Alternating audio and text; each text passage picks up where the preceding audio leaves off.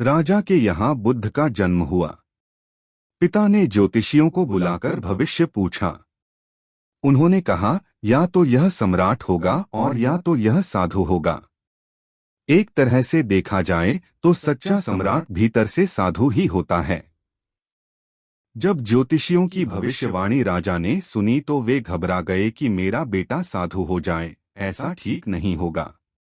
राजा ने पूछा, कोई उपाय बताए, क्योंकि मैं चाहता हूं कि राजा का पुत्र राजा ही बने। ज्योतिषियों ने कहा कि इसका लालन पालन व पूरा जीवन बड़ी सावधानी में बिताना होगा। अर्थात आपका पुत्र सिद्धार्थ कभी किसी बूढ़े व्यक्ति को न देखे, कभी किसी बीमार व्यक्ति को न देखे और कभी किसी मरे हुए व्यक्ति को न देखे। जब तक ऐसा होगा तब तक वे राजा ही बने रहेंगे। अगर ऐसा नहीं हुआ तो वे साधु बन जाएंगे। राजा शुद्धोधन ने अपने पुत्र सिद्धार्थ के लिए बढ़िया से बढ़िया बड़े बड़े महल, अच्छे से अच्छा भोजन, दास दासियां और खाने पीने के सामान आदि वस्तुओं के ढेर लगा दिए। पिता ने पुत्र को सुख सुविधाओं में इतना उलझा दिया कि उसे बाहर का संसार याद ही नहीं आया। शुद्धोधन ने समझ लिया कि अब इतने सुखों के आगे साधु बनने का प्रश्न ही उपस्थित नहीं होता। वे निश्चित हो गए। राजा शुद्धोधन ने बिल्कुल पक्की व्यवस्था कर रखी थी कि उनका पुत्र सिद्धार्थ जीवन में कभी भी वृद्ध, बीमार और मृतक व्यक्ति को देख न सके, क्योंकि वे अपने पुत्र को खोना नहीं चाहते थे। सिद्धार्थ का जीवन ऐश्वर्य और सुख सुविधाओं में बीत रहा था। उनके जवान होने पर एक सुंदर कन्या यशोधरा से उनका विवाह हो गया। विवाह हो जाने पर शुद्धोधन की आधी चिंता मिट गई। अब तो शादी हो गई, अब कहाँ जाएगा? अब तो मेरा पुत्र बंधन में बंध गया है। अब उसके कहीं जाने का सवाल ही नहीं उठता। 1 वर्ष बाद बेटे का भी जन्म हो गया। उसका नाम राहुल रखा गया। अब राजा शुद्धोधन को बिल्कुल पक्का विश्वास हो गया कि अब यह कहीं नहीं जा सकता। एक दिन सिद्धार्थ ने कहा कि पिताजी, आज तक मैंने कभी अपनी राजधानी नहीं देखी। आपकी आज्ञा हो तो आज देख आऊं। राजा ने कहा, हाँ हाँ, अवश्य जाओ, अपना शहर देखकर आओ। एक सारथी को भी साथ में भेजा गया कि जाओ राजकुमार को राजधानी घुमा फिरा कर लाओ। फिर भी राजा ने चाकचौबंद इंतजाम कर रखा था कि कहीं चूक न हो जाए। सिद्धार्थ के लिए राजधानी के प्रमुख मार्ग खूब सजाए गए थे, पर घूमते घूमते सिद्धार्थ ने थोड़ा उल्टा मार्ग ले लिया।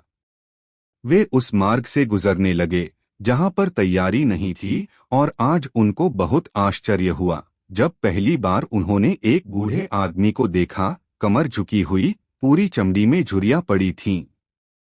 वह परेशानी और दुहक से बेहाल था। उसकी चाल बहुत धीमी थी। बूढ़े की झुकी हुई कमर को देखकर सिद्धार्थ को एक झटका लगा और सारथी से उन्होंने पूछा, क्या एक दिन मैं भी बूढ़ा हो जाऊंगा? सारथी ने कहा, हाँ राजकुमार, हर व्यक्ति के जीवन में 3 अवस्थाएं आती हैं, बचपन, जवानी और बुढ़ापा। एक दिन तुम भी बुढ़ापे की अवस्था में जाओगे। हे राजकुमार, यह संसार का नियम है। चाहे गरीब हो या अमीर, सबका शरीर शिथिल अर्थात बूढ़ा होता है। राजकुमार सोच में पड़ गया। सारथी ने रथ को आगे बढ़ाया तो कुछ दूरी पर एक बीमार व्यक्ति मिला जो रोगों से घिरा हुआ था। उस पीड़ित व्यक्ति को देखकर राजकुमार का मन बहुत ही दुखी हुआ। राजकुमार ने पूछा, इसको क्या हुआ है? सारथी ने कहा, यह व्यक्ति बीमार है, इसलिए यह कराह रहा है। इस संसार में दुख और सुख दोनों हैं। यह अपने अपने भाग्य की बात है कि कोई दुखी है और कोई सुखी है। क्या मैं भी कभी बीमार हो सकता हूँ? सारथी ने कहा, आप यह विचार अभी छोड़ दें। समय बड़ा बलवान होता है। ये सारी बातें कर्मों पर निर्भर करती हैं। चाहे राजा हो या रंक, सुख दुख सब पर आते हैं। अगर शरीर में कोई रोग आना है तो वह आएगा।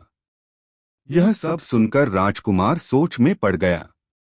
सारथी ने रथ को कुछ आगे बढ़ाया तो सामने से 4 कंधों के ऊपर एक अर्थी को जाते हुए देखा। राजकुमार ने ऐसा पहली बार देखा था। उसने सारथी से पूछा, यह क्या है? यह आदमी मर गया है। यह मुर्दा है। जो व्यक्ति मर जाता है उसको बांधकर श्मशान भूमि में ले जाते हैं, फिर वहां पर उसे जला दिया जाता है। राजकुमार ने कहा, क्या सबको मरना पड़ता है? हाँ, सबको मरना पड़ता है। यह मृत्युलोक है। जो जन्म लेता है उसे कभी न भी अवश्य ही मरना पड़ता है। तो इसका मतलब यह हुआ कि ठीक इसी तरह से एक दिन मुझे भी मरना होगा। मेरी देह भी मुर्दा होगी और मुझको भी 4 कंधों पर उठाकर ले जाया जाएगा। मुझको भी ऐसे ही रस्सियों से बांधा जाएगा। मेरे भी आगे पीछे घर के सदस्य रोएंगे, तड़पेंगे, और जिस संसार को मैंने इकट्ठा किया है वह सारा का सारा मुझसे छूट जाएगा। इसका मतलब यह हुआ कि क्या एक दिन मैं भी मर जाऊंगा? क्या एक दिन यशोधरा भी मर जाएगी? क्या एक दिन मेरा राहुल भी मर जाएगा? सारथी ने कहा, हाँ राजकुमार, एक दिन मैं भी मरूंगा, आप भी मरेंगे, यशोधरा भी मरेंगी और राहुल भी मरेगा, क्योंकि यह सब मरने के लिए ही पैदा होते हैं। उस रात सिद्धार्थ सो न सके। सोचने लगे कि क्या संसार में इतना दुहक है, रोग है, बुढ़ापा है, और ऐसे में मैं खा पी कर कैसे जी सकता हूँ? नहीं नहीं, ऐसा मुझसे नहीं हो सकता।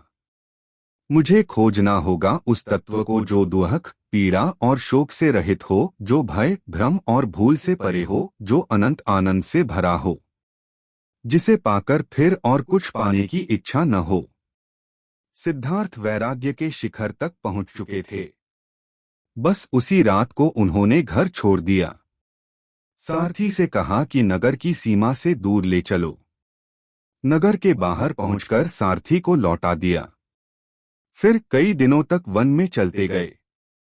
एक घने पीपल के वृक्ष के नीचे आसन लगाकर ध्यान में लीन हो गए।